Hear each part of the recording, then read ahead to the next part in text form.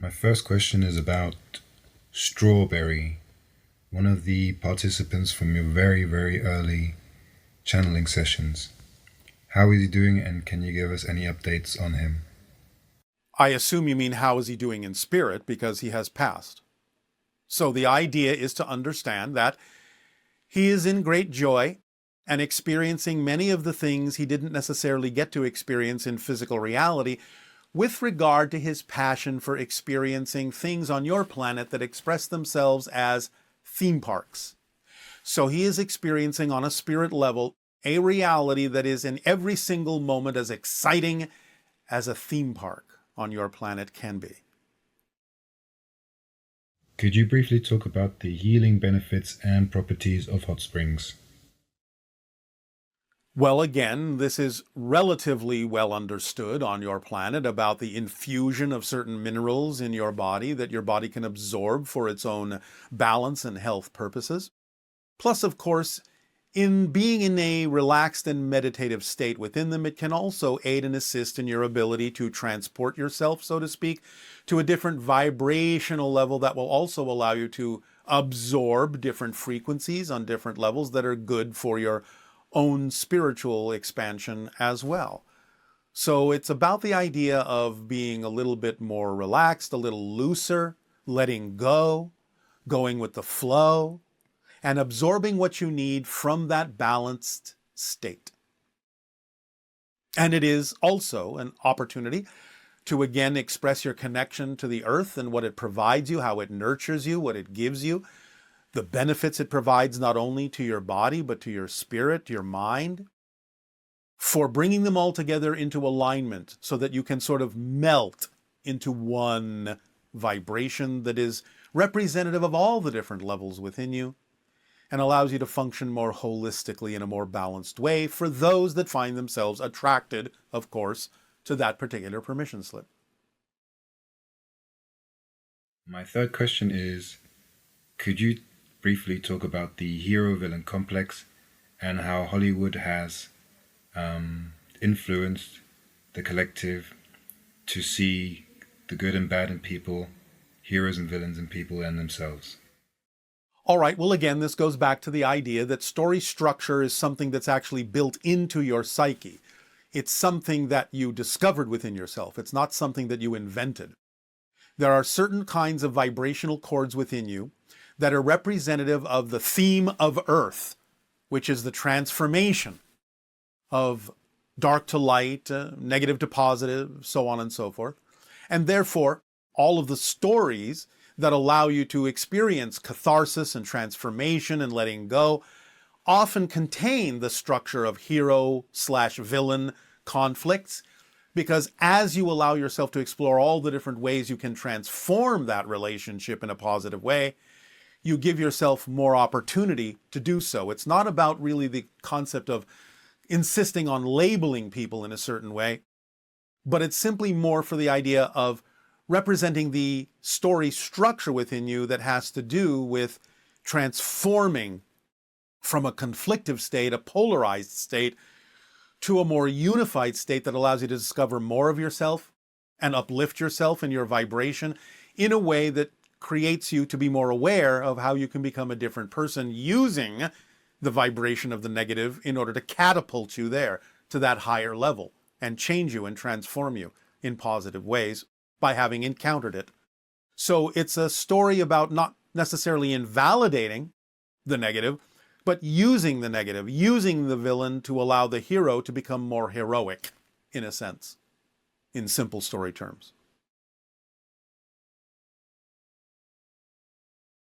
Of course, it also represents the idea of that within the self. In a story, it's just, shall we say, projected into the idea of different beings. But it's really more representative of that idea of transformation within yourself and the balancing of the negative and positive within. Hi, Bashar. And to you, good day. Good to meet you. I mean, good to see you, actually, not meet you. All right. Well, you're not exactly seeing me either, but we understand. I just wanted you to say hi to Cappuccino. Cappuccino. Hello. Frothy cappuccino. Okay. I just have a few questions. First one is, I noticed that during this particular election season, I'm not going to ask you a political question, but I noticed how there's so many different people with different perspectives, right? And Yes. I have friends who are, into the conspiracy theories, and then I have friends who are not. And as I was attempting to navigate what is real, what is true, I noticed that I had a little bit of trouble. And when the media is not necessarily always accurate, Yes. I just wonder, how do I gauge what is actually real and true? And the I'll ask you the second one later, but how do I gauge what's true when there's so many different perspectives? If you understand that the different perspectives are true in their own realities, then all you need to do is pick the ones that are true for you and yours. And that's it? Well, you don't invalidate the ones that are true in other realities. You don't say they're not true. You just say they're not relevant to me. And therefore, you move forward in the reality that you prefer, where you start eventually in the years to come to only experience the ones that are relevant for that reality and no longer experience the ones that are not. While those that are holding on to other truths will only experience the things that are relevant for their reality that they've chosen, and will no longer in the years to come experience the ones that are not relevant for them that might still be relevant for you. Got it. So, Bashar, then there's no need to try to convince anybody of what's true, right? It's just whatever is true for them is. You can make whatever statements you believe are representative and relevant for the truth of your reality, and I understand that if you do so, someone might change their mind if you prevent them with enough information to do so, but the idea is that they will have chosen to do so by attracting you to tell them these things anyway.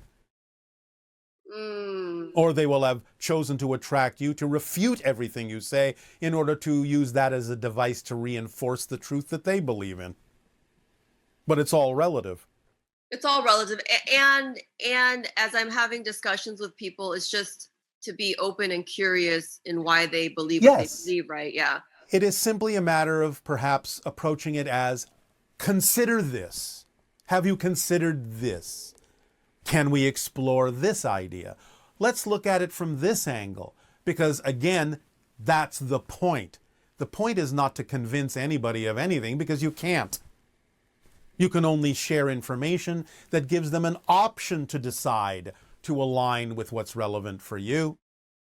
Or again, sometimes people may attract people into their reality to refute everything they say in order to reinforce what they prefer to believe in all along anyway. So you have to look at the reasons for why the interactions are going on, what someone is choosing to get out of it or refusing to get out of it for their own purposes, for their own reasons.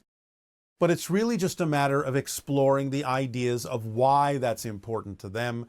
And again, as we said earlier in this transmission, you will often find, not always, but often find, that the things that seem to be polar opposite points of view are just surface features for something deeper that you may actually agree on if you find your way in your conversation to the core of why they feel the way they do or believe the way they do.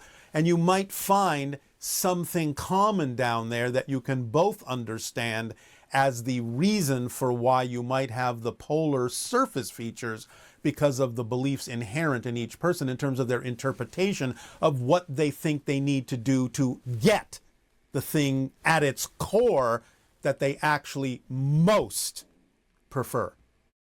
That you can explore different ways to achieve that can erase all the polarization. You can still maintain the unique differences and validate them, but you can let go of the polarization in an extreme form if you both come to an understanding of what is the reason why each of you is holding on to the beliefs that you're holding on to so strongly. What are you afraid of in letting them go to explore something deeper that might actually serve both of you equally? That's great. Yes. But there's no such thing as like, this is reality and this is not, right? It's all relative to what your perspective is. In a sense, there is a distinct reality, but the distinct reality is what we have defined as the 5 laws. Got it. Yeah. You exist. Yes? Yep. Everything is here and now. The all are one, the one are all. What you put out is what you get back. Everything changes but the laws. That's the stable description of existence itself. Everything else is relative based on what you believe to be true and your relationship to the structure of existence, which never changes. Got it. Okay, that's great. So it's a mix of like, I think for me I just need to get that there's multiple realities and not invalidate any, Yes. but also, yeah, just choose based on what's relevant for me. Well, yes, you see, the idea of invalidating another reality is simply a reflection of a fear-based belief that somehow you can't have the reality that's relevant for you while someone else can have the reality that's relevant for them, because most of you don't understand the structure of existence and therefore think there's only one reality. And therefore, I've got to be right, or I've got to be right because there's only one reality and we have to figure out which perspective of that one reality is correct when in fact they're all real. But the point is, Bashar, like, it's not because I noticed there's a part of me that doesn't want to acknowledge other realities because there's dark realities. They exist, right? Well, yes, of course. The idea again is they're simply based on the mechanical description of something that is positive or negative, mechanically speaking. The idea is that existence is very slightly biased in the direction of positive energy because there's a balance point between the two poles, because existence is not really a duality, it's a trinity. There's always a balance point between the two, and a balance point between the two still allows you the freedom to choose what you prefer, which means, in a sense, and I'm only using these percentages arbitrarily, but you get the point. You could say existence is 51% positive and 49% negative. And of course you can recognize that you may prefer, because existence leans that way. In other words, you're more in alignment with existence on the positive side than you are on the negative side. So you can recognize that you may prefer the idea of the way certain realities vibrate, more in accord with the true nature of your essence. But again, it still doesn't mean you have to invalidate the one that you don't prefer, because many times the one you don't prefer has still gotten you to the point of choosing the one that you do. So you can use negative energies, negative realities in a positive way, just as you can use positive realities in a negative way. It all comes down to how you use the way existence is structured. Use its nature for your own purposes and the awareness to know why you chose that as opposed to choosing something else. But why invalidate the stepping stone that brought you to this realization? Got it. Thank you. You're And welcome. I have one more question. I went to Mount Shasta for the first time. Yes. And it literally felt like another reality up there. Yes. Well, the vibrations that are different are a different reality. They are. Okay.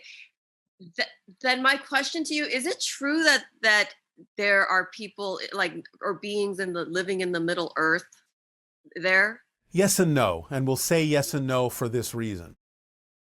What we're describing here are people that may wander through portals into another dimension, and some of those portals happen to exist in underground places, caves and so on and so forth. So they may think, once they've crossed into another reality, that they're actually still physically inside the earth that they used to be on, but they're not.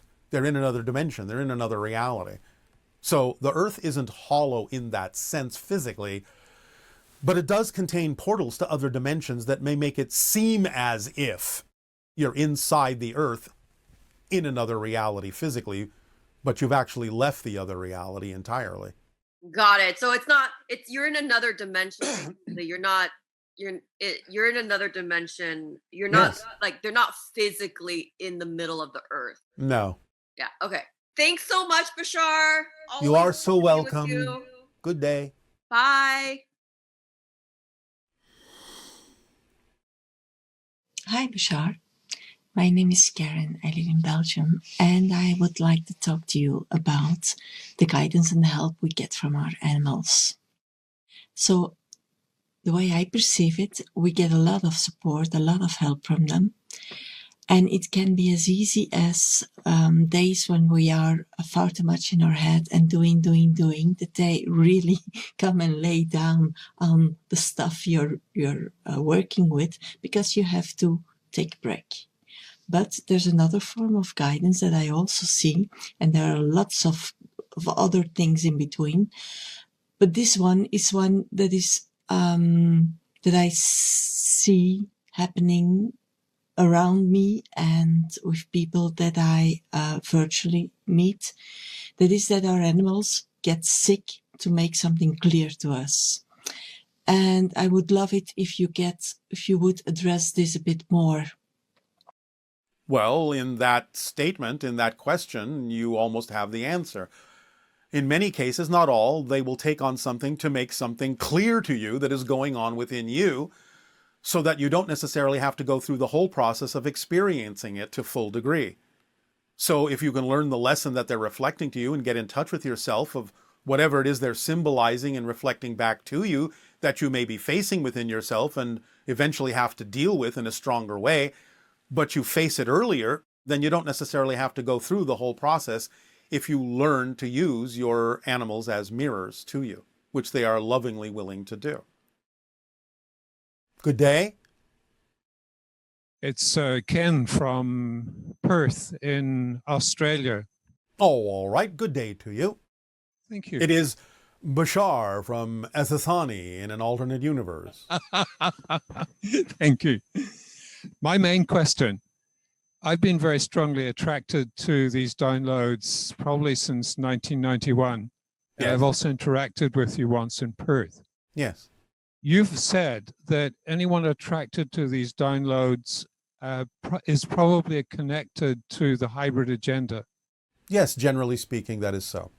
I've never felt a strong connection, and the closest I came was in 2013 in Hawaii with the Dolphin Swim Group.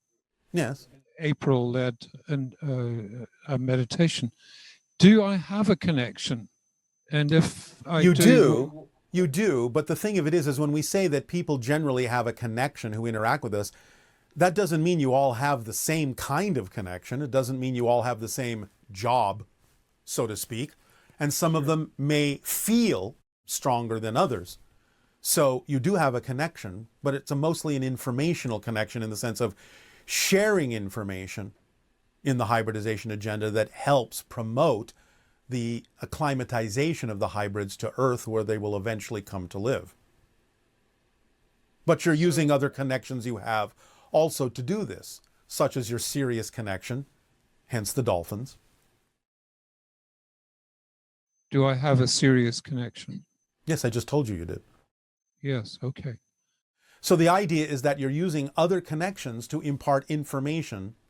You talked about downloads to you from us, but you're also getting downloads from others, and you're also giving downloads to the hybrids of information that you're gathering through your experiences with some of the other different connections you have, like with Sirius and the dolphins and so on and so forth.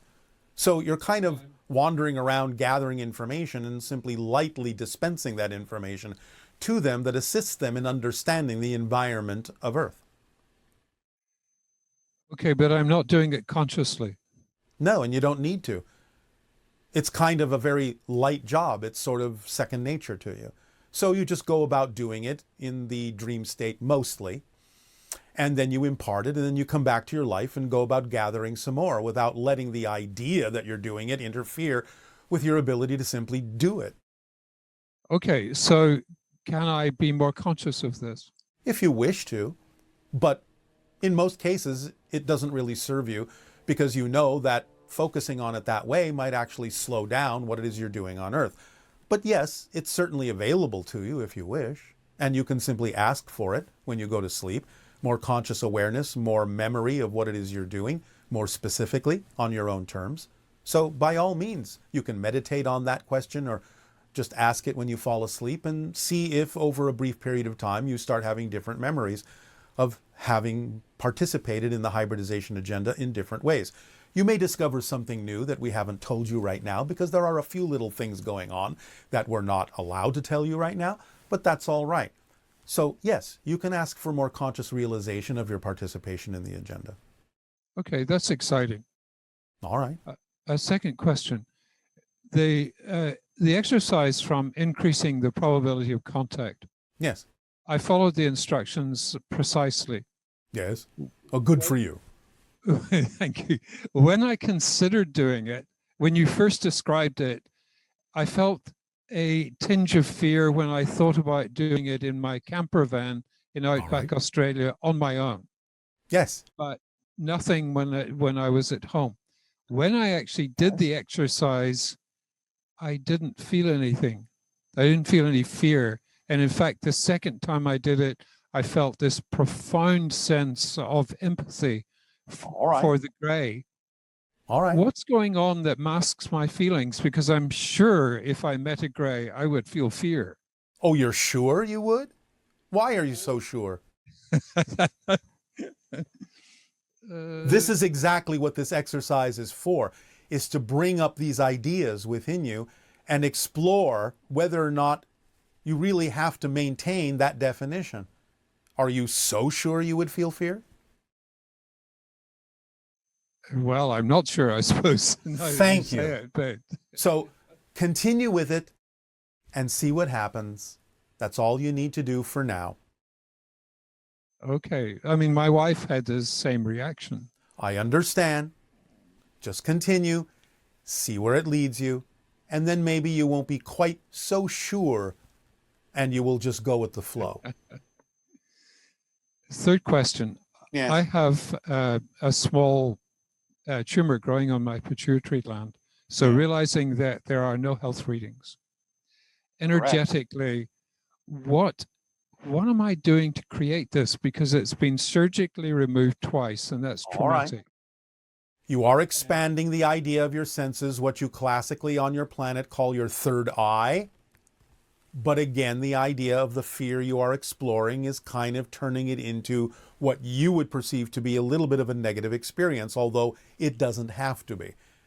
So the idea is that it's simply a reflection right now of some of the residual fear-based beliefs you might be dealing with. As you expand your consciousness, you can smooth this out and balance this out over time so that it doesn't have to manifest that way. But again, we would suggest that you keep moving forward with any exercise that allows you to think that fear might come up in any experience you attract in your life, and start to balance that out so you don't have to be so sure that the exploration of other realities and other aspects of your own consciousness in any way, shape, or form has to manifest in a fearful way. Drop that insistence and see what happens. Yes, a fear of money, I suppose, is the biggest one. Whatever it is, drop it, explore it, make it nonsensical, realize it doesn't have to have that limited definition that you're imposing on it, preventing other forms of abundance to come into your life.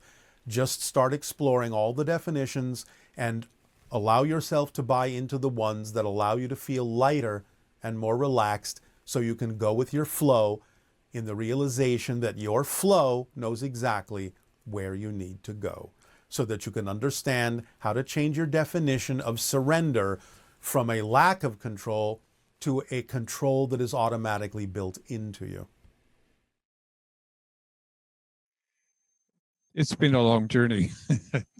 It has been the journey it needed to be up to this point.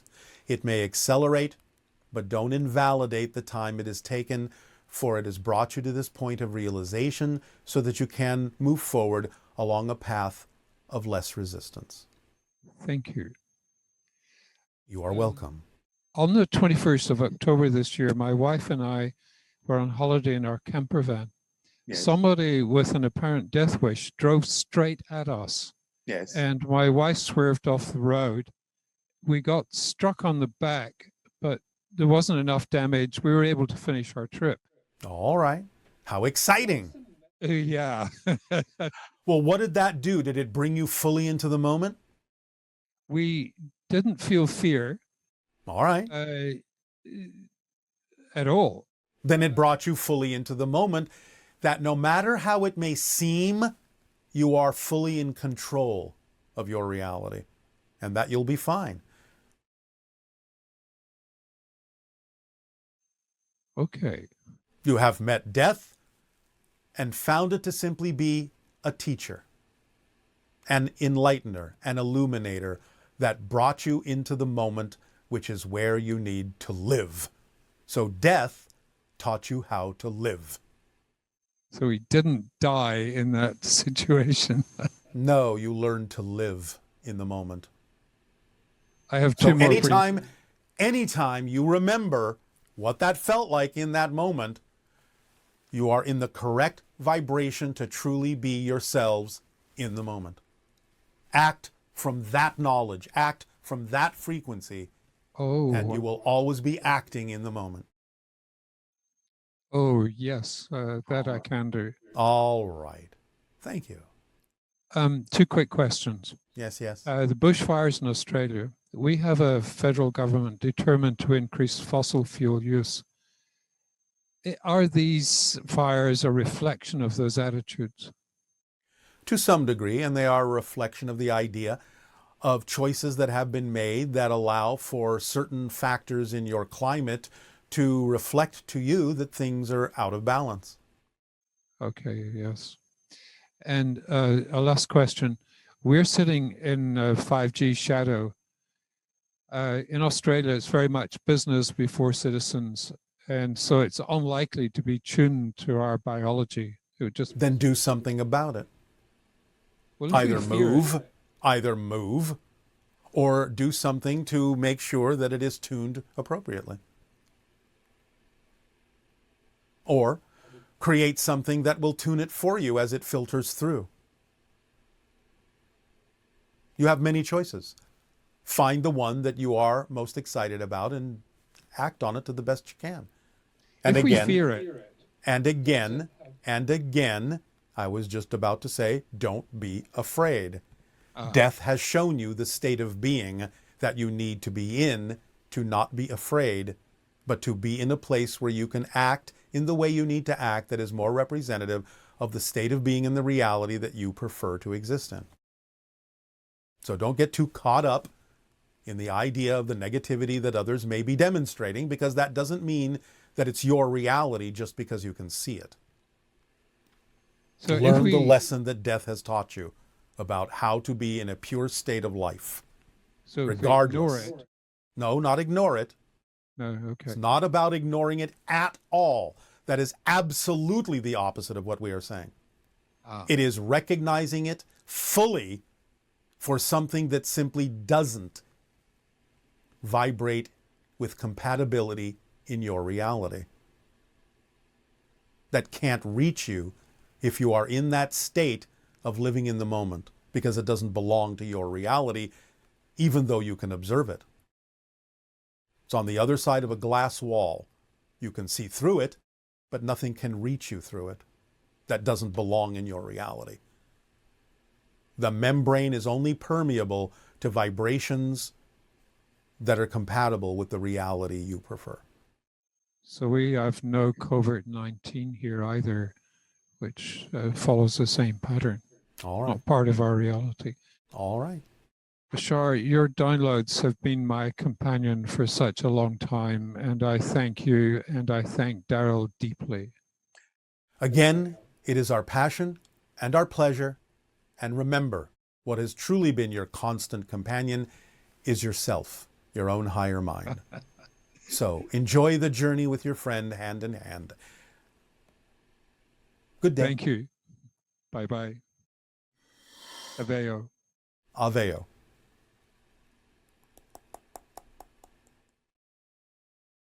Hello, Bashar. I have a couple friends. They have polyamorous relationship.